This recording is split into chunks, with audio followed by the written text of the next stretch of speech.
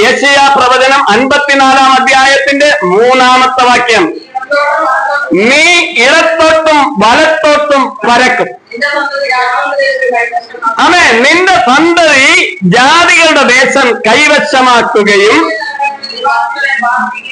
ശൂന്യ നഗരങ്ങളിൽ നിവാസികളെ പാർപ്പിക്കുകയും ചെയ്യും. ഭയപ്പെടേണ്ട, നീ ലജ്ജിച്ചു പോകുകയില്ല. വലിയ വാഗ്ദത്തമാണ് ഇത്. നമ്മളെ ഇടത്തോട്ടും വലത്തോട്ടും പരക്കും എന്ന് വെച്ചാൽ ഇടതുവശത്തുള്ള അയൽക്കാരനെയും വലതുവശത്തുള്ള അയൽക്കാരന്റെയും വീടും സ്ഥലവും നമ്മൾ വാങ്ങുമെന്നല്ല, എല്ലാ തലങ്ങളിലുമുള്ള ഒരു അഭിവൃദ്ധിയാണ്. എവിടെയും എന്തില്ല, ഇടുക്കമില്ല. പലരുടെയും ജീവിതത്തിൽ നോക്കിയാൽ എന്തുണ്ട്, മുന്നോട്ട് പോകാൻ കഴിയത്തില്ല. ഒന്നാൽ മുന്നിലൂടെ പോകേണ്ട ഒന്ന് കറങ്ങിപ്പോകാമെന്ന് വിചാരിച്ചാൽ അതും പറ്റത്തില്ല. ഒരു തരത്തിലും യാത്ര ചെയ്യാൻ കഴിയാത്ത, മുന്നോട്ട് പോകാൻ കഴിയാത്ത സാഹചര്യം.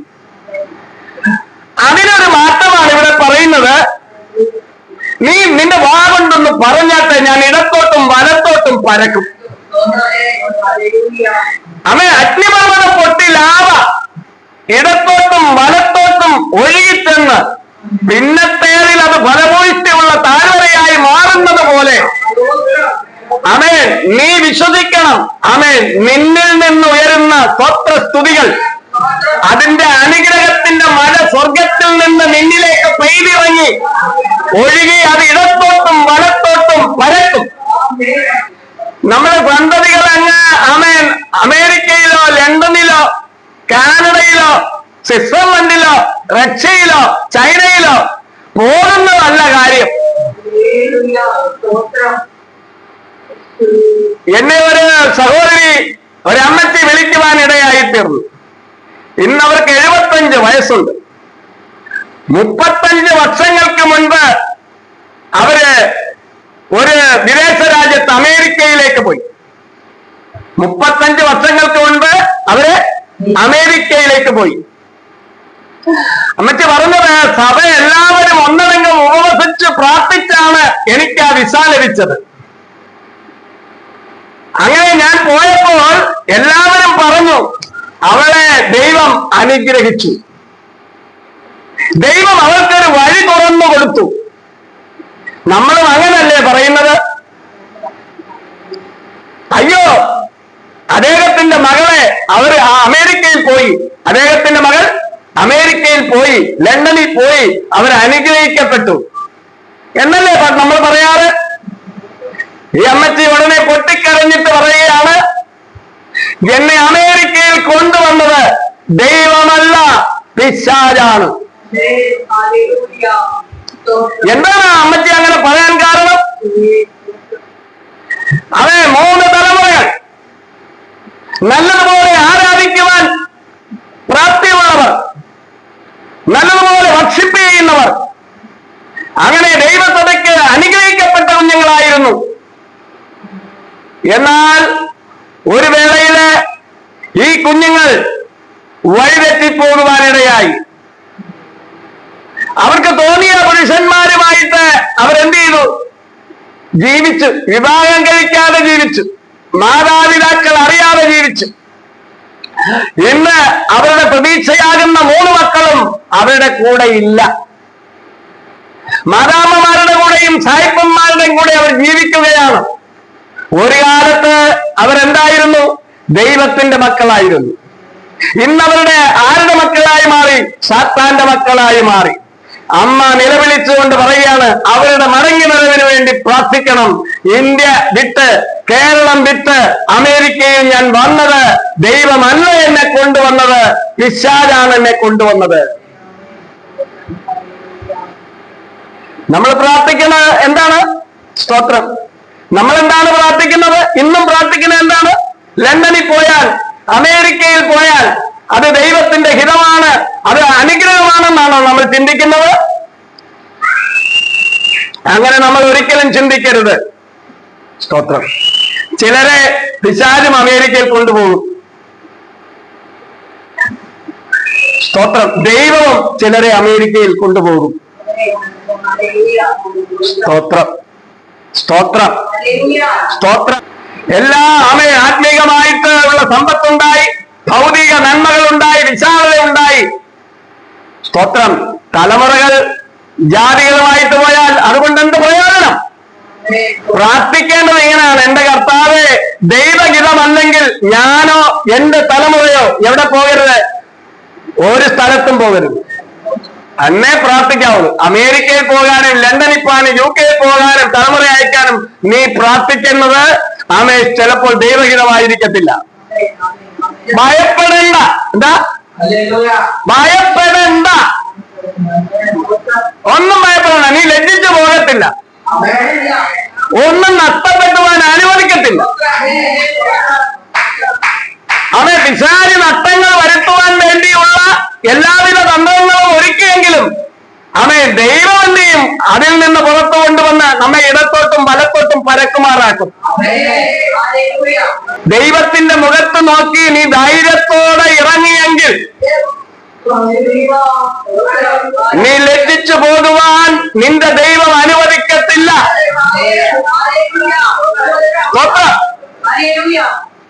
പറഞ്ഞാട്ടെ, ധൈര്യത്തോടെ പറഞ്ഞാട്ടെ, ഞാൻ ലജ്ജിച്ചു പോകയില്ല. ഞാൻ ലജ്ജിച്ചു പോകയില്ല.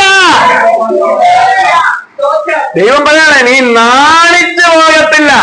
ദേശക്കാരുടെ മുമ്പിൽ നിനക്ക് നാണമുണ്ടാകത്തില്ല. തലമുറകൾ പോയി വേണ്ടാത്ത കാര്യങ്ങളിൽ പെട്ടുപോയാൽ, സ്തോത്രം, ഞാൻ ഇന്ന് കണ്ടിട്ടുള്ള പല ചെറുപ്പക്കാരി പെൺകുട്ടികളും പല ആത്മീയരുടെ മക്കൾ ആൺകുട്ടികൾ അവര് പ്രേമബന്ധത്തിൽ പഠിക്കുമ്പോഴും ജോലി ചെയ്യുമ്പോഴും പ്രേമബന്ധത്തിൽ ഏർപ്പെടുകയാണ്. പലരുടെയും പ്രേമം വളരെ ദൈവത്തിന് പോലും ഇഷ്ടപ്പെടാത്ത രീതിയിൽ, നമ്മൾ കേൾക്കുമ്പോൾ ഭയം വരുന്ന രീതിയിലാണ്. പല വിശ്വാസികളുടെ മക്കൾ പെൺകുട്ടികൾ പ്രേമിക്കുന്നത് ആരെയാണ്? മുസ്ലിം യുവാക്കളെയാണ്. ഈ അടുത്ത കാലത്ത് ഒരു മുസ്ലിം യുവാവ് ഒരു പെൺകുട്ടിയെ പ്രേമിച്ച് അവളുടെ വീട്ടിൽ കൊണ്ടുപോയി അവളെ മതം മാറാൻ വേണ്ടി നിർബന്ധിച്ചപ്പോൾ എന്തോ ഒരു പീഡനം അവളെ നടന്നു. അവൾ ആത്മഹത്യ ചെയ്യുവാനിടയായി.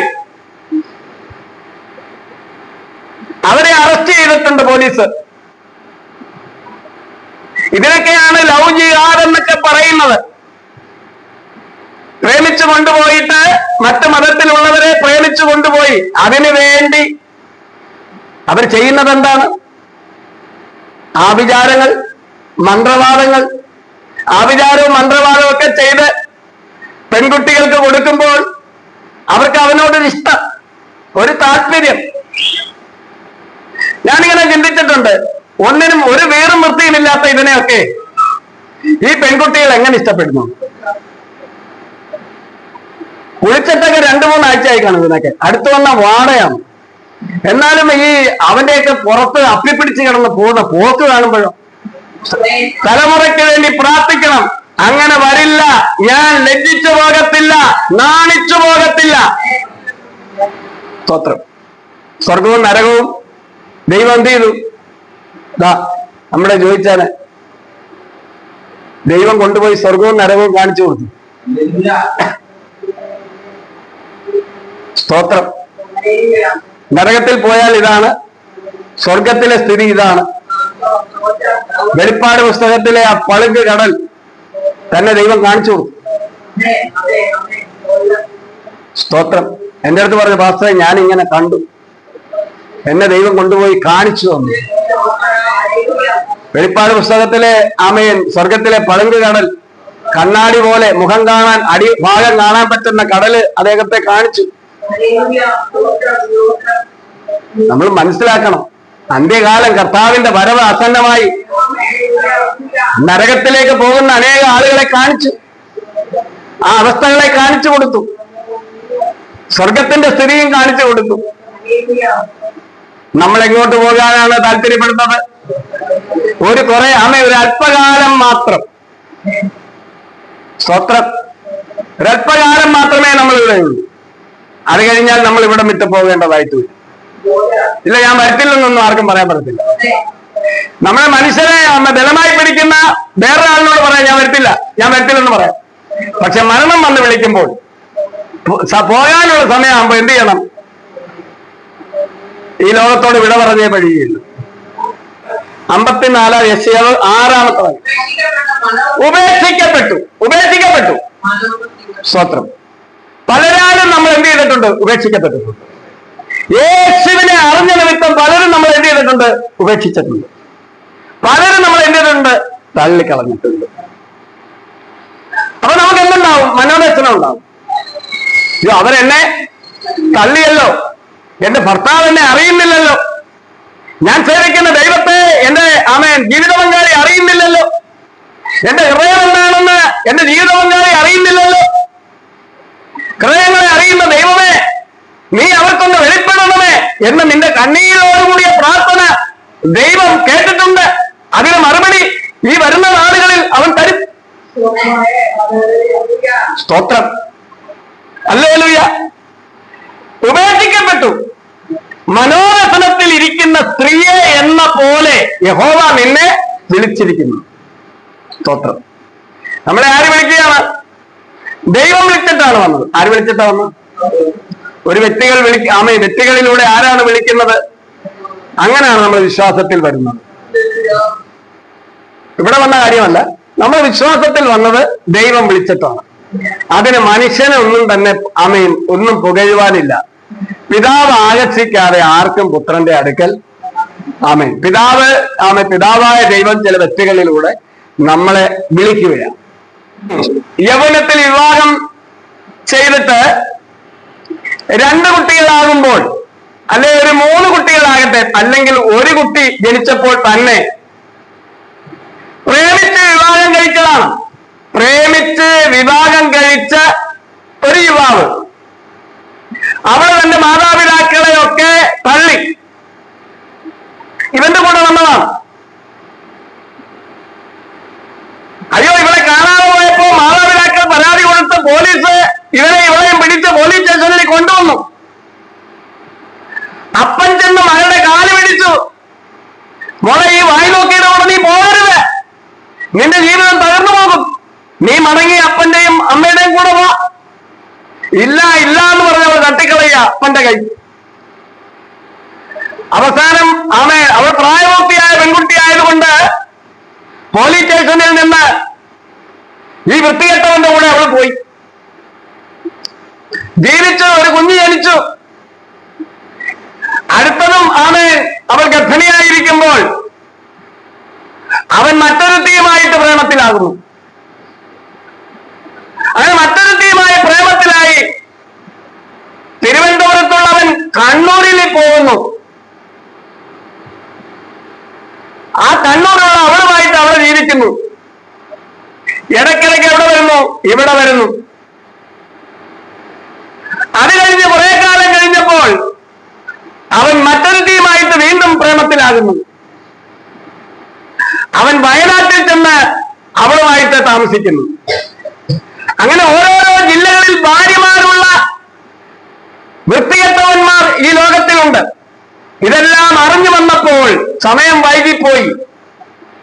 2 മക്കളുടെ അമ്മയായി ഭർത്താവ് ഉണ്ടായിട്ടും ഭർത്താവില്ലാത്തവളെ പോലെ അവൾക്ക് തിരുവനന്തപുരത്ത് ജീവിക്കേണ്ടി വരുന്നു. സ്തോത്രം.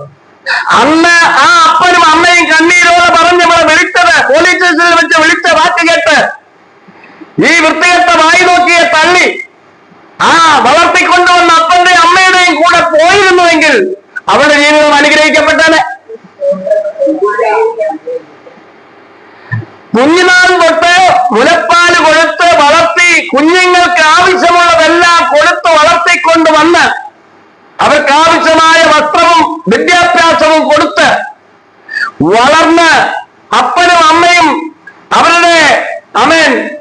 അവര് വേദനിക്കാതെ വണ്ണം സന്തോഷത്തോടെ വളരണമെന്ന് കരുതി അവരാവശ്യപ്പെട്ടതൊക്കെ കൊടുത്താണ് കുഞ്ഞുങ്ങളെ വളർത്തിക്കൊണ്ടുവരുന്നത്. എവിടുന്നോ എപ്പോഴോ എവിടെയോ വെച്ച് കണ്ടൊരു വൃത്തികെട്ടവനെ നോക്കി ഇഷ്ടപ്പെട്ടിട്ട് ഇത്ര വർഷക്കാലം 20-22 വർഷക്കാലം വളർത്തിക്കൊണ്ടുവന്ന മാതാപിതാക്കളെ നിഷ്കരണം തള്ളിപ്പോകുന്ന പെൺമക്കൾ ശാപത്തിലേക്കാണ് പോകുന്നത്. അവർ പോകുന്നത് എവിടേക്കാണ്? ശാപത്തിലേക്കാണ് പോകുന്നത്. ആ ശാപമുണ്ടല്ലോ, അത് പെട്ടെന്നൊന്നും അറുത്തു മാറുകയില്ല. മാതാപിതാക്കളുടെ ശാപം, ഹൃദയത്തിന്റെ വേദന, അതൊരു വലിയ ശാപത്തിന്റെ വാളായി അവരുടെ മേൽ നിൽക്കും. സ്തോത്രം. നമ്മൾ വളരെ ഈ കാലഘട്ടത്തിൽ ചിന്തിക്കണം, നമുക്ക് പ്രാർത്ഥിക്കണം. നമ്മുടെ തലമുറകൾ ഒരിക്കലും എന്ത് ചെയ്യരുത്, ഇങ്ങനെ നഷ്ടപ്പെട്ടു പോകരുത്. ദൈവത്തെ അറിഞ്ഞ് ദൈവഭയത്തിൽ മാതാപിതാക്കളെ അനുസരിച്ച് ജീവിക്കുന്ന മക്കളായി വളരണം. സ്തോത്രം. ഒരു കാര്യം പറയട്ടെ, ദൈവം പറയുകയാണ്, നീ ഇത്രയും ഒത്തിരി കാലം കൊണ്ട് വേദനിക്കുന്നു. ദൈവത്തിന് അതെന്താണ്? ഒരല്പസമയമാണ്. നിന്റെ നോട്ടത്തിൽ ഒത്തിരി വർഷമായി. കർത്താവ്, ഇതിനൊരു അന്തമില്ലേ?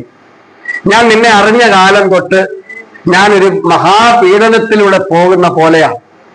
ഇതിനൊരു അന്തമില്ലേ കർത്താവ്? ദൈവം പറയുകയാണ്.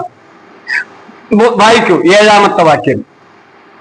അല്പനേരത്തേക്ക് മാത്രം, അല്പനേരത്തേക്ക് മാത്രം. സ്തോത്രം. ഈ ഒരു സമയം എന്താണ്? ഈ ഒരു വർഷം കഴിയുമ്പോൾ നിന്റെ സകല കഷ്ടകാലവും മാറും. ഈ ഒരു വർഷം കഴിയുമ്പോൾ എന്ത് ചെയ്യും? നിന്റെ ആമേൻ, അല്പകാലത്തേക്ക് മാത്രം ഞാൻ നിന്നെ എന്ത് ചെയ്തു? ഉപേക്ഷിച്ചു. ദൈവം കണ്ടില്ലെന്ന് നടിച്ചു, സമ്പർക്കമില്ലാതായി. നീ കഷ്ടതയിലൂടെ കടന്നുപോയി അയ്യം വിളിച്ചപ്പോൾ ദൈവം മുഖം മറച്ചു വെച്ചു. ഒരല്പകാലത്തേക്കേ ഉള്ളൂ. യെശയ്യാ പ്രവചനം 55-ാം അധ്യായം 9-ാമത്തെ വാക്യം. ഇത് എനിക്ക് നോഹയുടെ വെള്ളങ്ങൾ പോലെയാകുന്നു. എന്താണ് നോഹയുടെ വെള്ളങ്ങൾ? നോഹ ഒരു പെട്ടകം പണിതു. മഴയില്ലാതിരുന്നൊരു കാലഘട്ടത്തിൽ മഴ പെയ്യുമെന്ന് പറഞ്ഞു. ആര് പറഞ്ഞു? ദൈവം പറഞ്ഞു. ആരോട് പറഞ്ഞു? നോഹയോട് പറഞ്ഞു. മഴ പെയ്യും, പ്രളയമുണ്ടാകും, ജനങ്ങൾ മുഴുവൻ എന്ത് ചെയ്യും? ഞാൻ നശിപ്പിക്കും. എന്തിനാണ് നശിപ്പിക്കുന്നത്? ദൈവമാണ് മനുഷ്യരെ സൃഷ്ടിച്ചത്. ആ ജനറേഷൻ ഭൂമിയിൽ വളരണമെന്നാണ് ആരാഗ്രഹിച്ചത്? ദൈവം ആഗ്രഹിച്ചത്. എന്നാൽ പിശാച് എന്ത് ചെയ്തു? പിശാചിന്റെ കൂടെ വന്ന കുറെ ദൂതന്മാർ മനുഷ്യ സ്ത്രീകളെ കണ്ട് മോഹിച്ച് അവരെ ഭാര്യമാരായി എടുത്ത് കുഞ്ഞുങ്ങളെ ഭൂമിയിൽ ജനിപ്പിച്ചു. അത് ദൈവത്തിന്റെ ഹിതത്തിനെതിരാണ്. പാവം പെരുകി, അകത്യം മർദ്ദിച്ചു. ദൈവത്തിന് സഹിക്കാൻ പറ്റാത്ത കാര്യമായി. ദൈവസൃഷ്ടിയാണ് മനുഷ്യരായി വരേണ്ടത്. ആദാമിൽ നിന്ന് വന്ന സന്തതിയാണ് മനുഷ്യരായി വരേണ്ടത്. എന്നാൽ പിശാച് കുഞ്ഞുങ്ങളെ, ഭൂതങ്ങൾ കുഞ്ഞുങ്ങളെ ജനിപ്പിച്ചു. അശുദ്ധ ദൂതന്മാർ കുഞ്ഞുങ്ങളെ ജനിപ്പിച്ചു. അത് ദൈവത്തിന്റെ ഹിതത്തിനെതിരായിരുന്നു. അതുകൊണ്ട് അങ്ങനെയുള്ള തലമുറകളെ നിഷ്കരണം ഭൂമിയിൽ നിന്ന് മാറ്റുവാൻ വേണ്ടി ദൈവം എന്ത് ചെയ്തു? ജലപ്രളയത്തെ അയച്ചു. മാനസാന്തരപ്പെട്ട് വിശ്വസിച്ച നോഹയും കുടുംബവും മാത്രം ആ പെട്ടകത്തിന്റെ ഉള്ളിൽ പ്രവേശിച്ചു. സ്തോത്രം. 40 രാവും പകലും ആ പെട്ടകത്തിന്റെ ഉള്ളില് അവർ ജീവിക്കുകയാണ്. അവർക്ക് ആവശ്യമായ ഭക്ഷണമുണ്ട്. അതിനകത്ത് എന്തുണ്ട്? ടോയ്ലറ്റ് ഉണ്ട്. പ്രാഥമിക ആവശ്യത്തിന് ആവശ്യമാണ്, മനുഷ്യന് ആവശ്യമായ സകലതും ആ പെട്ടകത്തിലുണ്ട്. ദൈവം അവരെ കരുതി. നോഹയുടെ വെള്ളങ്ങൾ, ആ പ്രളയം ആരെ മുക്കിക്കളഞ്ഞില്ല? ആമേൻ. ആ ജലപ്രളയം ആരെ മുക്കിക്കളഞ്ഞില്ല? നോഹയെ മുക്കിക്കളഞ്ഞില്ല. എന്തുകൊണ്ട് മുക്കിക്കളഞ്ഞില്ല? അവർ പെട്ടകത്തിന്റെ ഉള്ളിലായിരുന്നു. ഈ ലോകത്തിലെ പ്രതിസന്ധികളും പ്രതികൂലങ്ങളും, ആമേൻ, ലോകത്തിലെ എന്തൊക്കെ നിന്റെ നേരെ വന്നാലും അതൊന്നും തന്നെ നിന്നെ മുക്കിക്കളയത്തില്ല. നീ യേശു എന്ന പെട്ടകത്തിന്റെ ഉള്ളിലാണെങ്കിൽ. സ്തോത്രം. യേശുവാകുന്ന പെട്ടകത്തിന്റെ ഉള്ളിൽ നീ വസിക്കുകയാണെങ്കിൽ, ജീവിക്കുകയാണെങ്കിൽ ഒരു പ്രതികൂലങ്ങളും നിന്നെ എന്ത് ചെയ്യത്തില്ല? മുട്ടിക്കളയത്തില്ല. അവൻ നിന്നെ ഇല്ലാതാക്കത്തില്ല. സ്തോത്രം. പർവ്വതങ്ങൾ മാറും. പർവ്വതങ്ങൾ എന്ത് ചെയ്യും? മാറും. നമുക്കറിയാവുന്ന വാഗ്ദത്ത വചനമാണ്. എങ്കിലും ഈ പർവ്വതങ്ങൾ എന്ത് ചെയ്യത്തില്ല? മാറാതെ നിൽക്കുകയാണ്. മാറുന്നോ? പ്രാർത്ഥിച്ചിട്ട് പർവ്വതം മാറുന്നു. ദൈവം എത്ര ആരാധിച്ചിട്ടും പ്രതികൂലം മാറുന്നില്ല. ഈ അവസ്ഥയ്ക്ക് ഭേദം വരുന്നില്ല. സ്ഥിതി മാറുന്നില്ല. എന്തുകൊണ്ട്? മാറും. സ്തോത്രം. മാറത്തില്ലേ? മാറണം, മാറണം, നീങ്ങണം. മാറിനില്ല, നീങ്ങിനില്ല. അധികാരത്തോടെ നീ പറയണം. സാധാരണ നീ ഇങ്ങനെ പരിദേവനകൾ പറഞ്ഞുകൊണ്ട് നടക്കുകയാണ്, മാറുന്നില്ല, നീങ്ങുന്നില്ല. നീ പറയ, മാറിനില്ല പ്രതികൂലമേ, മാറിനില്ല. വാ തുറന്ന് പറയൂ, മാറിനില്ല, പ്രതികൂലം മാറട്ടെ. ആ പർവ്വത സമാനമായി എന്റെ നേരെ ഉയർന്നു നിൽക്കുന്ന ആമേൻ ആ വിഷയം മാറട്ടെ. വായിക്കാൻ എന്റെ എളുപ്പമുണ്ട്, വായിക്കാൻ വലിയ എളുപ്പമല്ലേ ഇത്? വാഗ്ദത്ത വചനം പറയാൻ എളുപ്പമല്ലേ? പർവ്വതങ്ങൾ മാറിപ്പോകും, കുന്നുകൾ നീങ്ങിപ്പോകും. പക്ഷെ പർവ്വതം മാറണ്ടേ, കുന്നുകൾ നീങ്ങണ്ടേ? എങ്ങനെ നീക്കും?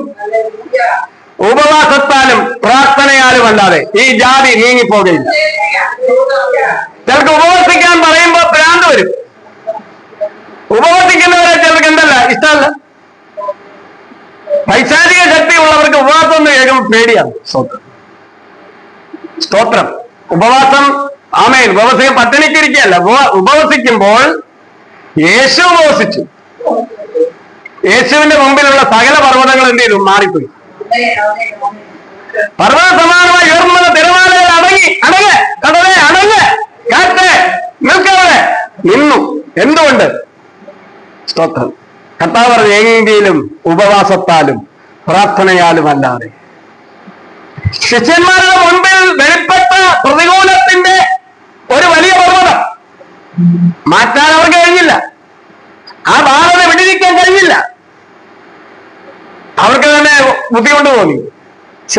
അവരവസാനം യേശുവിനോട് ചോദിച്ചു, ഞങ്ങൾക്ക് എന്തുകൊണ്ട് ഇത് കഴിഞ്ഞില്ല?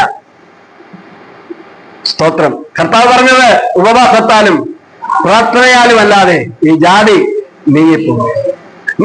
നമ്മെ സംബന്ധിച്ച് എന്ത് ചെയ്യണം? ഒരു 3 ദിവസം അല്ലെങ്കിൽ ഒരു ദിവസം കർത്താവിന് കൊടുക്കണം. കർത്താവേ, ഞാൻ നിന്റെ സന്നിധിയിൽ എന്ത് ചെയ്യാ? ഇരിക്കുക.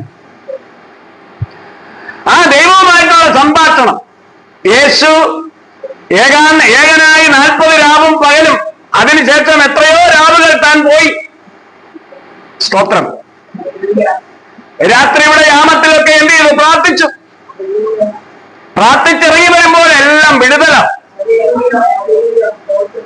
വിടുതൽ നമ്മുടെ ജീവിതത്തിൽ നടക്കണമെങ്കിൽ എന്ത് വേണം? വിടുതൽ നമ്മുടെ ജീവിതത്തിൽ നടക്കണമെങ്കിൽ പ്രാർത്ഥനയും ഉണ്ടാകണം, ഉപവാസവും ഉണ്ടാകണം.